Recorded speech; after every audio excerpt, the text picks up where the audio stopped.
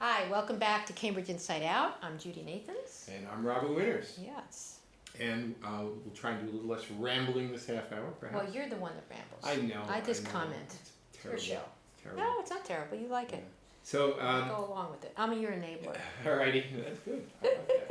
We're codependent. But yeah. Yeah.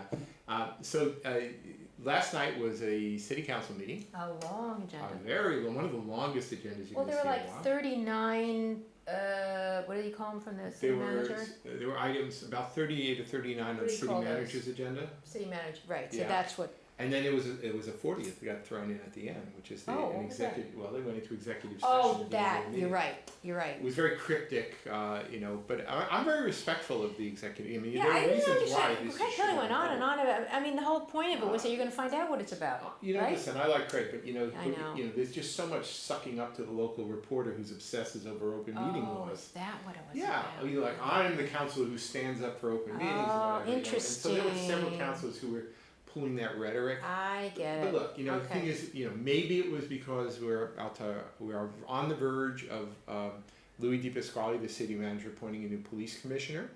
The So it game was could have been pointing that. to a couple positions that are sort of up, but they're non-union, right? Is that a non-union? Right. Well, the thing is, Oh, anybody that's a manager or a head committee would be basically a non-union, right? department head or Okay. the superintendent of schools, but that's all settled, right? So what is it? So what do we have open? Police commissioner and anything Police else? commissioner is Oh, there's one. something else. The fire chief right now. Oh. There's one person who's in that position now, but I don't think that's set Oh, up okay. permanently.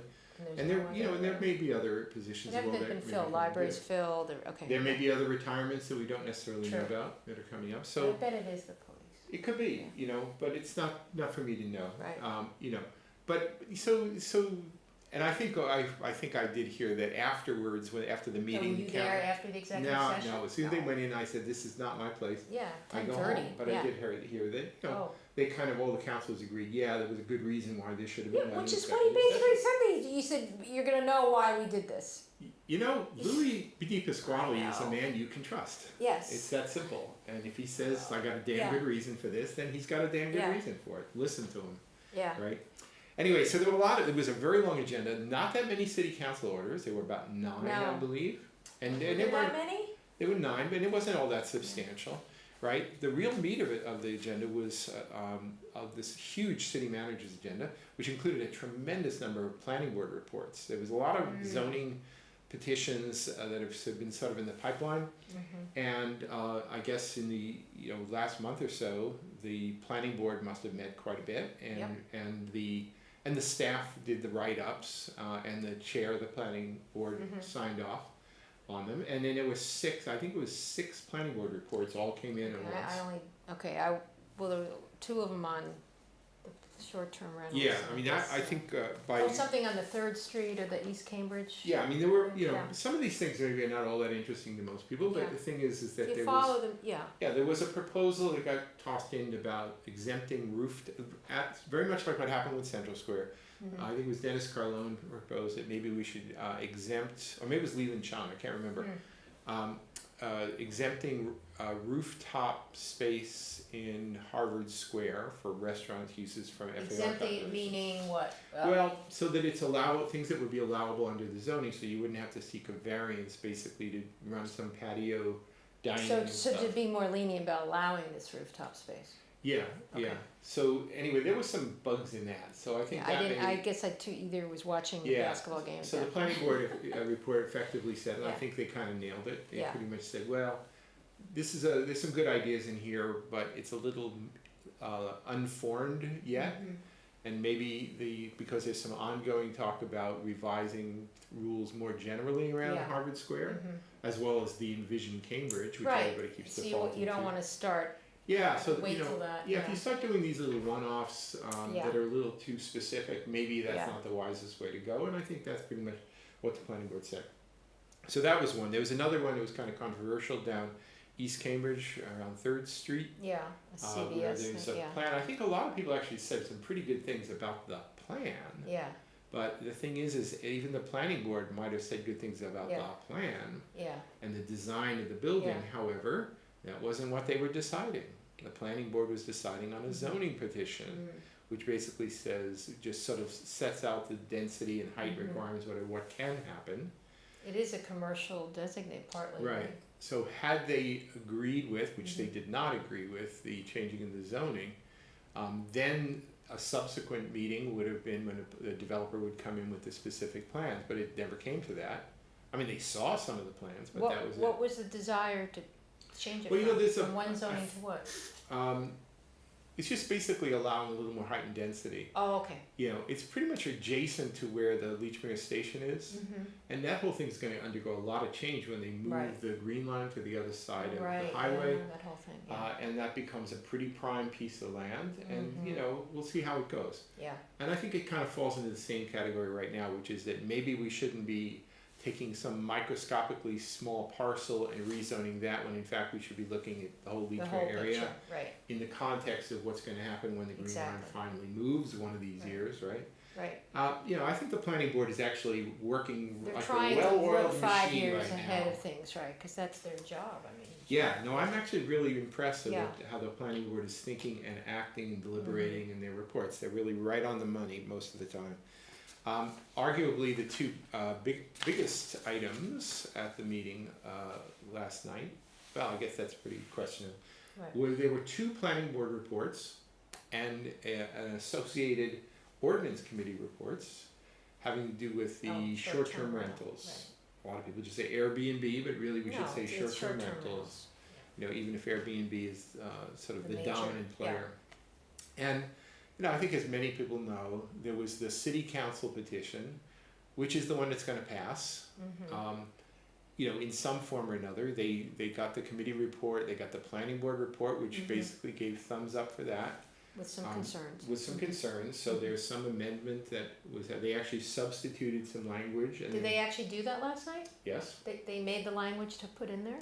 They, there was some, as part of the committee report, there was an order that said we're going to substitute some language, so that was actually passed. All right. As part of the accepting of the committee report, and then they passed to the way the formalism goes. You then pass the whole matter to a second reading, which puts it in the queue for ordination.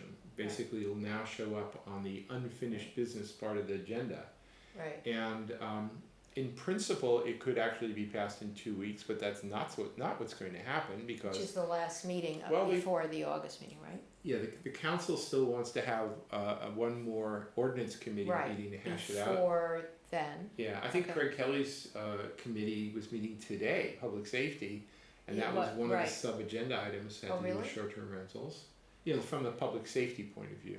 Oh. Right. I mean, you know, inspectional services, there's a requirements about that, and they have to iron out some of those details. They certainly do. They certainly do. Because that was one of the concerns of the planning board. Absolutely right. Onerous. I love that word. So they're still massaging this a little bit, but it has now been passed to a second reading. Good. It still can be amended. Well, there was that big rush to do it, otherwise it had to be refiled. But they didn't get it done by August. Exactly. Right. So. And I guess it can be amended down the road. Between once it's an ordinance, can it be tweaked at all? You basically file a different zoning petition to change the new zoning. That's all. Oh. But I don't think you can do that like immediately, but you may have to wait. Okay. But the point is that they want to have something in place, so that's where that one's going, and it basically it's in line to be ordained at the midsummer meeting at the beginning of August. The petition expires August 29th. Right. Right. So that's how it's going to shake out. So there's no question about that. There was this parallel petition called the Cockrell petition, which was kind of curious on a number of levels. Yeah, and that's been tough. And that was a petition which, by all accounts, seems to have been written by what you might loosely call industry people, specifically Airbnb. And through under the auspices of a group called the Novus Group.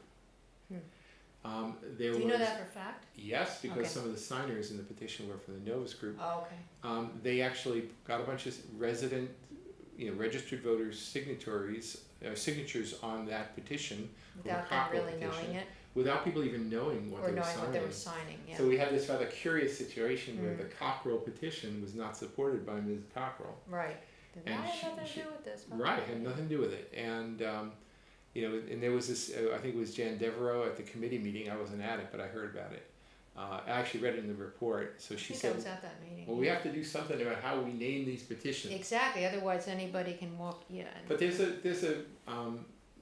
is a precedent for what happens in a situation like this, where you have a petition where it's by tradition it's named after the first signer. Who comes in.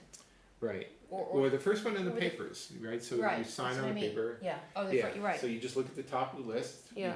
There's 10 plus signatories, so it's whoever's top of the list, right? So they say Cockrell et al. Yeah. Right? I think that's a pretty good naming convention. But what do you do when the person at the top says, I want nothing to do with this? Or later on they say it. That's happened, right? Well, that did happen. Right, so I pointed out when I was writing up about this meeting that in the year 2000, there was a petition up in Alewife area called the Yoder petition, which was named after a fellow named Ralph Yoder. I know Ralph Yoder is. Yeah, so the petition was going through the process, and then I think maybe it got some amended, and at some point Ralph Yoder said, I no longer support this petition that bears my name. I want my name removed. And they said, okay, and then they just put it, I don't know, they physically put a cross to his name, but they said, okay, and then the next petition, the next signer below him was Thalia Tringo. Yeah. So it became the Tringo petition.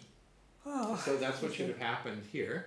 So, if Ms. Cockrell is no longer supporting the petition named for her, it should be called the Stonehouse petition, which is the name of the last name of the second person, who, for all I know, may not support it either, because that's the funny thing about this. This was something that was pushed through by the industry people, pretty much under the pretense of it being a citizen petition. And when it was first introduced at City Council and at the Planning Board, nobody came out and supported it. Exactly. Nobody. So it was like this. Yeah. Honestly, I've never seen that happen. It's very embarrassing for whoever. Honestly, the Novus Group people. Yeah.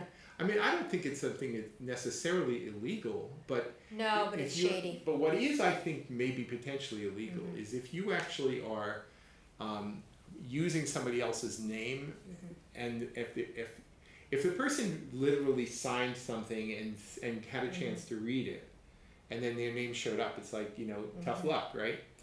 But if you kind of swindled somebody a little bit, then that's the article I sent to you about the Union Square. Right, apparently there's some. It was a Boston Globe article. Was that today? Or no, it's Sundays. Just on Sunday paper.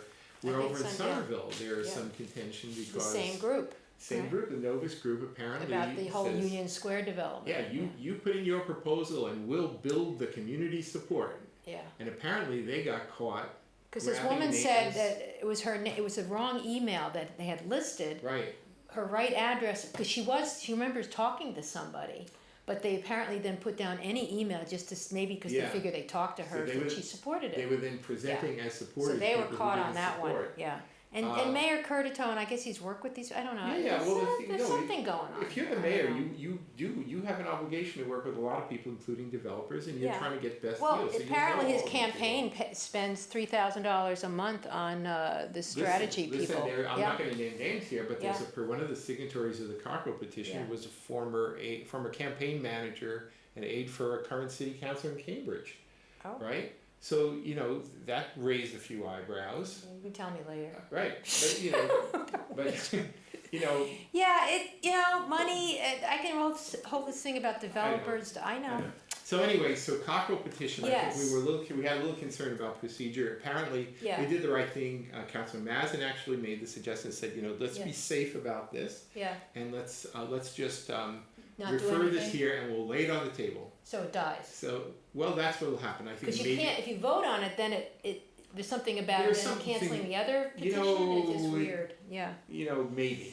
But just to be safe and sure, best don't act on it. Lay it on the table. They may bring it off the table to look at it a little bit more, but I don't think. Since no one's coming out in support of it, then the Cockrell petition is not passing. So just leave it on the damn table. It was too generous to real estate developers anyway. There's no purpose in doing anything other than letting that petition expire. Okay. So that's what should happen. There were bunches of other interesting things. Actually, one thing that I think it's kind of significant is, I certainly remember many times over the years when people were coming in with proposals to change zoning or whatever, it would always turn into kind of a background little mitigation argument where city councilors were privately or maybe not so privately lobbying for mitigation. So meaning getting meaning, money. well, if you do this, you have to give make us it, money for Michael, that. If you write a check to the Margaret Fuller House, Right, or if you and that support came a up in scholarship terms fund. of what, community benefits? Well, what or- happened was is that there were a few people, Sam Seidel being one of them when he was on the city council, who said, this isn't the right way to do things. Maybe what we should do instead is have people, rather than cutting side deals to support everybody's favorite charity, is that it should be just if you want to, out of the kindness of your heart, to sweeten the deal when you're seeking some change. You can put a certain amount of money into a mitigation fund, a community benefits fund. So that's basic mitigation equals community benefits. Right, and then there will be a kind of more of a public, thoughtful, deliberative process. About what to do with There'll the be money. a needs assessment, which is actually taking place, Right. to basically decide what charities should get public support through this private. So it has to be a private charity, agenda not a new project Right, so- that the city could. So what they ended up doing was divvying it up into two separate funds. One is called the Community Benefits Stabilization Fund. That's the one that would deal with nonprofits to support. Literally good things. charities. Okay. Basically, it's charities that are doing the work that helps the city. Right, It's but need money. Typically Okay. human services type program. And what's the other one? The other is a Mitigation Revenue Stabilization Fund. So Sheesh, crazy that's a lot of sounding words. name, right? Yeah. But basically, if somebody says, listen, if you do this here, we'll pay to have the streets redone, we'll pay to put in the new traffic lights, so the money would go into the fund there. So the source may have been the developer, Yeah. but it goes into this fund. And then what does that? Then the What city does that then- money do? Well, I mean, the thing is the city's the only one who can actually put in the traffic signal or pave the road. Oh, so they're So- saying if you do this, we'll give you the money so you can do that. Exactly. So it has to be something in relation to that project. So if you want, it's just a simple way of thinking about it. It's like soft costs, hard costs. Hard costs are like physical infrastructure, Right. and the other Like one hardware versus. is supporting charities, Okay. scholarship funds, stuff like that. So anyway, that process, that idea was generated, honestly, it's probably a decade ago, and it's sort of maybe a little less, but it sort of kind of got hashed around or whatever. Yeah. Finally came into full existence, and now there's money in the bank essentially. Do we know how much? Well, they did. I don't know what the total is, but they had a $3.7 million Wow, and which appropriation for the Community wow. Benefits Stabilization Fund. Oh, okay. That now. And That then we'll see the discussion is coming particular back to places me. where it's going to go in the coming weeks. Right. And then the $1,366,000 for the Mitigation Revenue Stabilization Fund. The city manager also appointed a committee, the Community Benefits Advisory Committee, will basically be in charge of making the recommendations for where that soft money goes. But it's still subject to city council approval. In that sense, it's very similar to the way the Community Preservation Act Committee works. Yeah. They make recommendations. Chances are the city council will go, good idea, let's do it that way. So the agencies or the nonprofits don't apply to this fund, or do they? They basically, I don't know what their Is there an procedure is, but application they let process, it be known, yeah, I'm sure there is. Okay. Yeah, so you Because basically you don't put just in have for this it. group of people saying, "Oh, I Yeah, like this I'm sure what they nonprofit. do Let's is see what they." just like when you're getting I see. grants, you Okay. write up Yeah. a proposal. Yeah. I'm sure that it's something like that works, right? So anyway, so we talked a little bit about the short-term rentals, that right there. One thing that was actually, I didn't realize it was going to be nearly as much of an intense talking point, was at the end, late in the meeting, when Councilor Toomey brought in an order basically saying there are a number of people, quite a few actually, who have bought liquor licenses for bars and restaurants over the years. Maybe they bought it initially long time ago from the city, but in many cases they bought it on the open market. Person selling it. Right, because the city had these pretty rigid caps that said, they're, in such and this such a said neighborhood. so you had to go find someone Right. that was giving one up, Yeah. or So if there were I get only it. 12 I see. licenses allowed in a certain area, then you had to go shopping around and try and buy one, or if maybe somebody was just trying to lose it because they're going out of the business. right. And when you have a fixed supply of any commodity of value, the price goes up. So for liquor license, it's very similar to the way it works with taxi cab medallions. I guess. There was a fixed number of them issued, and so people would bid them up, and people were paying hundreds of thousands of dollars for these. I don't actually know what it topped off at for a liquor license, But over the last year or two, there came to be a bit of a realization. I think there was some word from the state and from courts, perhaps, regulators, that in fact these caps were not enforceable. And that in the meantime, the city had been issuing what they call no-value licenses. Which means what? Non-transferable. They're just for the particular study. And did people pay for that? Well, they said then they cannot be sold in the market. They basically just, if you want to operate a business, like a little restaurant, and you want and having a liquor license really helps. Yeah. You'd be Did they pay for that? You pay about a modest amount for just basically to the city. They were not saleable. So they weren't $100,000. No. Now, and then the problem is then the word came down from the state that said, well, they can be sold just like any other licenses. Really? The no value I mean, I might be oversimplifying this, but so that means they could make a killing. Meanwhile, you have other people that bought some at very high rates. Well, the problem is what really then happens is that the license that you paid $300,000 for now is pretty much worth nothing. Like the medallion, So maybe there are certain, I think, very marginal benefits that enable you to do certain things with it, but it's kind of a big transition. It's very much like a lot of this sort of sharing economy stuff with Ubers and versus taxi cabs. Well, it's just, you know, you can't, I mean, Mark McGovern used the word that these people were duped. Now, I don't think the license, actually tried to dupe people, but I do think that times were different and they thought they could make money this way, and then things changed. Yeah, right? I mean, I wouldn't use the word dupe because that assumes that they were deliberately feeding false information. And I don't think that was true. The License Commission operated under this cap system, which for better or worse was established, I think, back in the 1970s. Honestly, it was really neighborhood groups pressured on it. I remember the Harvard Square Defense Fund being adamant about we don't want that many. Do not lift the cap. You can't do this. You can't do that. Right, and so that created this situation. Now, I don't know. Should they have fully? I mean, at the time, it was no whistle, no foul. Nobody from the state ever said you can't do this. Right. It's just times are changing. I would argue that the License Commission was acting in good faith under rules that they thought were okay, and so they weren't trying to fool anybody. Somebody came and says, "I want to open a restaurant. I want a liquor license." Well, you have to go buy one. So then, what's the issue now? I mean, should the city help these people out? That's an issue because the thing is that if some of the argument I was hearing last night made it sound as though, well, I was counting on the value of selling that here for my retirement fund. Honestly, if you dropped $300,000 to somebody to buy a license and that enabled you to operate a business, and maybe it was profitable, maybe it wasn't.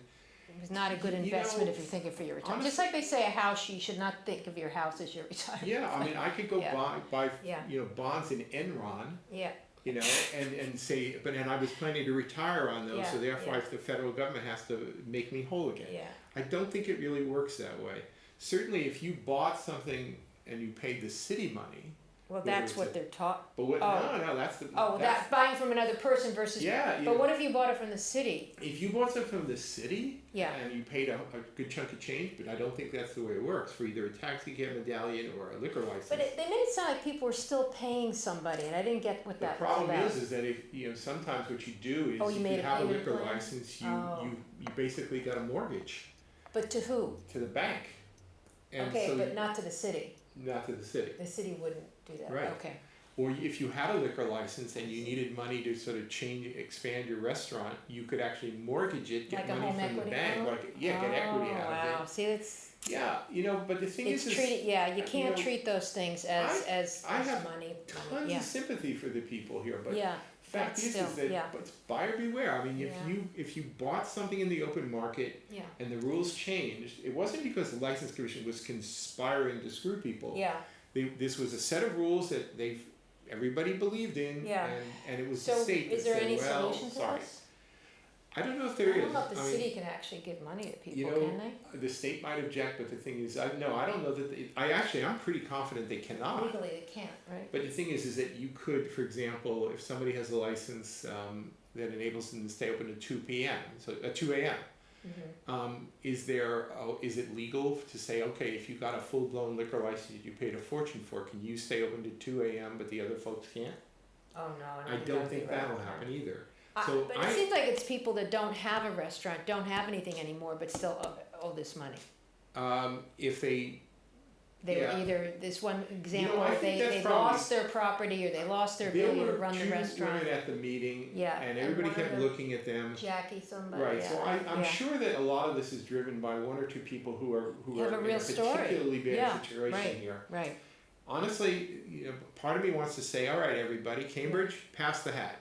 Let's do something. GoFundMe, somebody or here go, about or the GoFund situation. program or Let's do a GoFundMe, something. do something Kicks, like yeah, that. right, I mean, when Tuscaninis ran into some problem with Well, you failure can to pay pay his taxes some years taxes. ago, I wrote him a check.